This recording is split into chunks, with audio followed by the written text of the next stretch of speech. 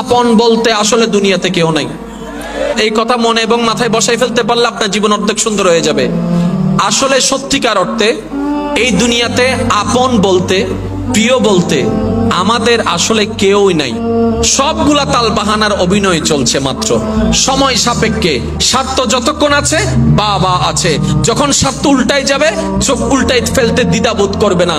মনে রাখবেন আমার ভাই ও বোনেরা, শ্রদ্ধার সাথে বলে যাচ্ছি, আমাদের জন্য আসল আপন হচ্ছে আমাদের রব আল্লাহ। আমাদের জন্য আসল আপন হচ্ছে নবী রাহমাতুল লিল আলামিন, যিনি হাসরের ময়দানে আমাদের পাপীদেরকে বাঁচানোর জন্য রবের দরবারে বারবার সিজদা দিতে দিতে সুপারিশ করতে থাকবেন, রব্বি হাবলি উম্মতি বলতে থাকবেন। আপনার আমার জন্য সেই নবীর চাইতে আপন আর কেউ হতে পারে না, আল্লাহর চাইতে আপন কেউ হতে পারে না। যে বান্দা এই কথাটা মাথায় বসাই ফেলতে পারবে, দুনিয়া সাময়িক একটা সময় মাত্র, আজ না হয় কাল চলে যেতেই হবে। সাময়িক সময়টা আল্লাহ এবং রাসূলের আদেশ মেনে শুধু অভিনয়টা করে যান।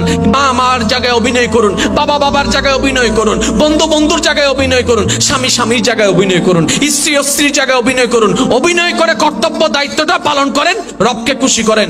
মনে রাখবেন হাসরের ময়দানে আপনার রবের রহমত আপনাকে ছায়ার ব্যবস্থা করে দিবে।